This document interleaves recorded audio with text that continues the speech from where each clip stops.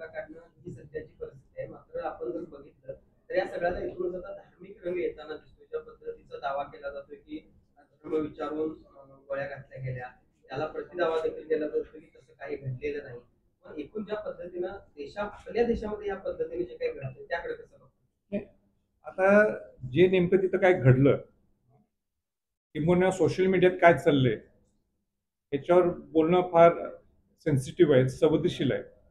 पण मला असं वाटतं की मी आणि काही ती वेगळं स्टेटमेंट करावं तिथं हे उचित नाहीये. आपण सगळे भारतीय लोक एक आहोत, एक संघ आहोत आणि ज्यांना तिथं मारलं गेलेलं आहे, ज्या क्रूर पद्धतीने मारलं गेलेलं आहे त्यांना सोडून चालत नाही.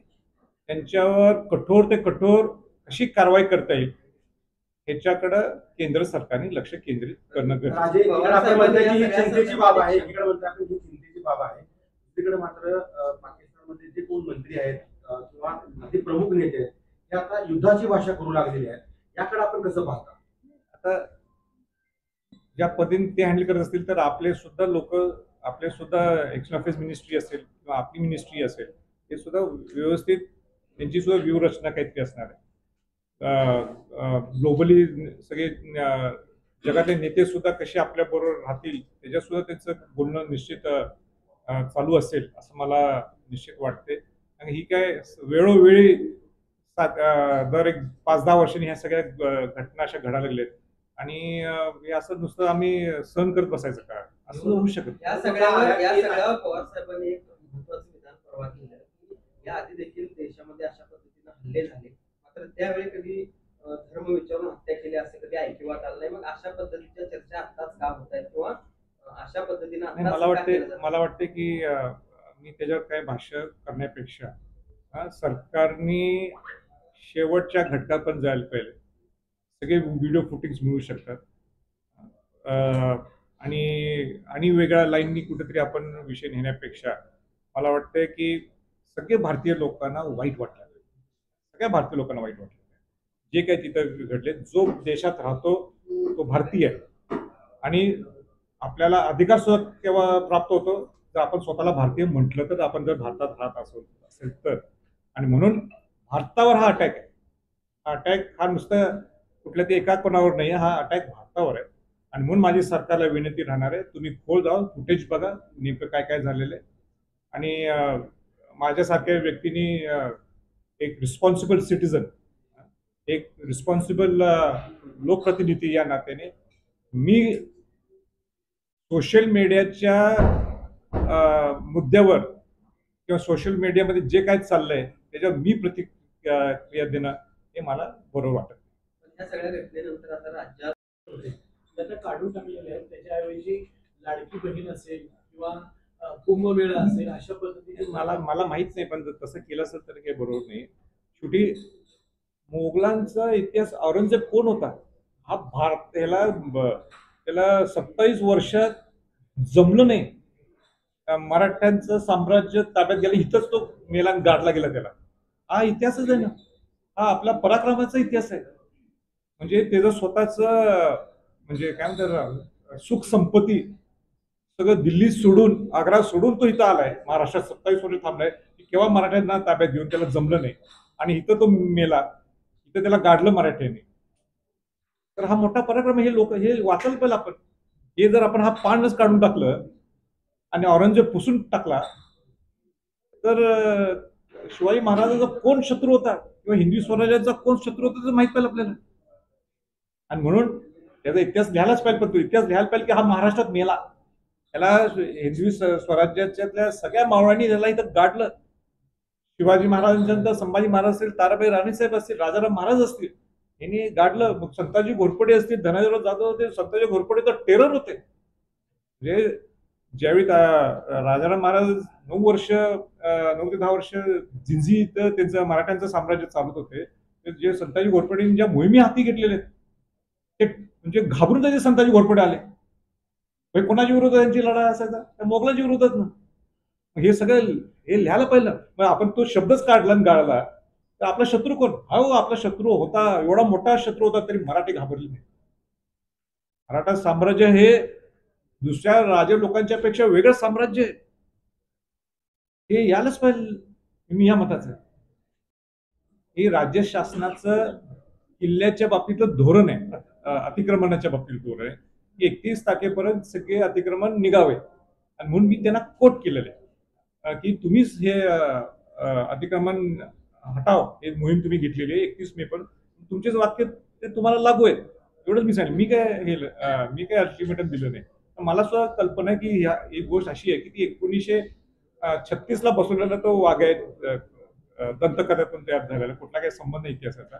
त्याला काढायचं असेल त्याला समिती स्थापन करायचं आहे. समिती स्थापन झाल्यानंतर सगळ्या वैचारिक केडर मधले जे काही इतिहासकार असतील त्यांना बोलवावं. मी मुख्यमंत्र्यांना भेटलो आणि त्यांना सांगितलं की तुम्ही कमिटी स्थापन करा, आणि कमिटी स्थापन झाल्यानंतर हा वाघ्या पुत्र याचा काही संबंध नाहीये. हा, तुकोजी होळकर महाराजांनी मदत केली का? तुकोजी होळकर महाराजांनी निश्चित मदत केली, पण शिवाजी महाराजांच्या समाधीला केली. त्यांनी त्या वाघ्या कुत्र्याला केली नाही. स्वतः बाबासाहेब पुरंदरे म्हणतात ही दंतकथा आहे. दंतकथेतून काय म्हणतात की तिथं त्यांचा कुत्रा मेला होता. कोणाचा? तुकोजी होळकरांचा, महाराजांचा कुत्रा मेला होता, म्हणून पैसे त्यांना द्यायचे होते शिवाजी महाराजांच्या समाधीसाठी. पण ते वाया देऊ म्हणजे कुत्र्याची समाधी करा, माझ्या कुत्र्याची काही समाधी करा आणि तुम्ही उभा करा, आणि पैसे शिवाय राहिलेले पैसे तुम्ही समाधी वापरा. कशाला घाबरतील ते? तुकोजीराव होळकर महाराज त्यांना ते कोणतरी केळकर त्यांनी झाले, ते घाबरत होते ब्रिटिशांना, म्हणून त्यांनी वाया कुत्र्याच्या माध्यमातून तिथं समाधी उभा केली, राहिलेले पैसे समाधी. कृष्णराव केळुसकरांनी पुस्तक जे लिहिलं राजे शिवाजी महाराजांचं स्मारक ग्रंथ, ते शाहू महाराजांनी फंडिंग केलेलं आहे, आणि त्याचं इंग्लिशचं म्हणजे ट्रान्सलेशन ते तुकोजी होळकर महाराजांनी इंग्लिशमध्ये करून गेलं. पूर्ण देशात ते पुस्तक पाठवलं त्यांनी, जगात ते पुस्तक पाठवलं. मग कशाला घाबरतील? पुण्याच्या अनेक संस्था ज्या उभा राहिलेल्या आहेत, जिथं आपण जे आता शिवाजी मिलिटरी स्कूल म्हणतो, त्यांचा स्वतः त्याच्यात हातभार आहे तुकोजी होळकर महाराजांचा. उलट माझं असं म्हणणं आहे, इथं परत धर्म करण्यापेक्षा ते वाघ्या कुत्र इथनं हलवायला पाहिजे, आणि तिथं सोनेरी अक्षरात लिहायला पाहिजे कुणी कुणी मदत केली शिवाजी महाराजांच्या समाधीसाठी. म्हणजे त्यावेळीचं तत्कालीन सरकार असेल, पुरातत्व खातं असेल, तुकोजीराव होळकर महाराज, लोकांना समजून दे ना. त्या कुत्र्यातनं काय समजणार आहे? आणि अशी दंतकथा केली त्या कुठल्या राज संन्यास नाटकात यांनी उडी मारली. वाघ्या कुत्र्याने नव्हता तो, उडी कशाला मारल त्यांचे चित्ते. तर हा विषय मी परत घेणार आहे. मध्यंतरी हे सगळे गृहमंत्री त्यांनी सगळे रायगडला आले होते. मी भेट मागितली मुख्यमंत्र्यांची, लवकर देतील, आणि दिली की हा विषय मी परत घेणार. संपूर्ण पहलगाम हल्ला जो झाला, संपूर्ण जगाचं लक्ष भारताच्या कृतीकडे आहे. पुढं काय केंद्र सरकार, काय केंद्र सरकार नेमकं काय निर्णय घेणार? एकतर हा विषय राजकारणाच्या पलीकडे आहे, आणि म्हणून केंद्र सरकार जो काही निर्णय घेईल त्याच्यासाठी पूर्ण देशातले सगळे नागरिक हे पंतप्रधान आणि पूर्ण केंद्राच्या सरकारच्या बरोबर असणार आहोत. जी काही घटना घडली हे अत्यंत दुर्दैव आहे, आणि त्याच्यावर सगळ्यांनी आपापलं मत व्यक्त केलंय. पण माझे व्यक्तिगत मत हेच आहे की आपण खोलापर्यंत जाणं गरजेचं आहे की कशामुळं घडलं.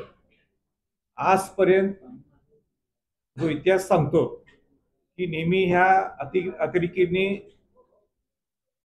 आर्मीच्यावर किंवा सर्व्हिसेसच्यावर, पोलिसांच्यावर टार्गेट केलेलं आहे. पण पहिल्यांदा इतिहासात असं घडलंय या 75 वर्षात की त्यांनी पर्यटकांच्यावर हल्ला केलेला आहे.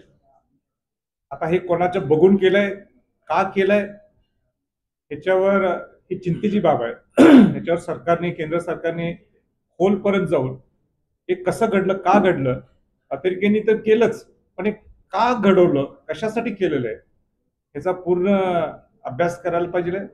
आणि आम्हाला पूर्ण विश्वास आहे की इथं सरकार कोणाचं हे महत्वाचं नाही, पण शेवटी पंतप्रधान हे देशाचे असतात, आणि जो ते निर्णय घेतील पूर्ण देशातली जनता ही त्यांच्यावर असेल.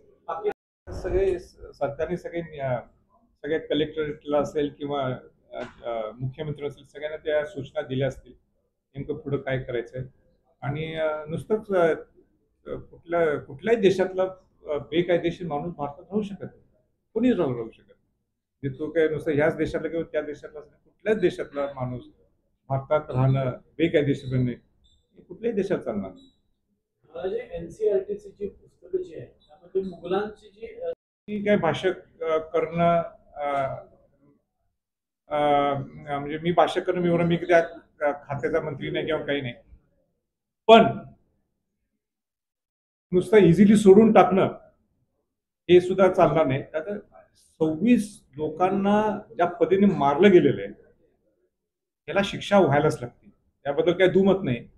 पण कशा पद्धतीने शिक्षा कशा पद्धतीने आपण त्याच्यावर म्हणजे अटॅक करायचं हे शेवटी सरकारचेच हे धोरणात्मक निर्णय असतील. पण करायला पाहिजे हे निश्चित. अनेक टप्पे अनेक सरकारने सुद्धा अनेक गोष्टी त्यांनी म्हणजे निर्णय घेतलेले आहेत, त्याचं त्यांनी अंमलबजावणी सुद्धा सुरू केलेली आहे. मला असं वाटतं की आमच्यापैकी कुणी काही बोलण्यापेक्षा आपण सरकारची भूमिका काय असणार आहे याच्याकडे लक्ष ठेवणं गरजेचं.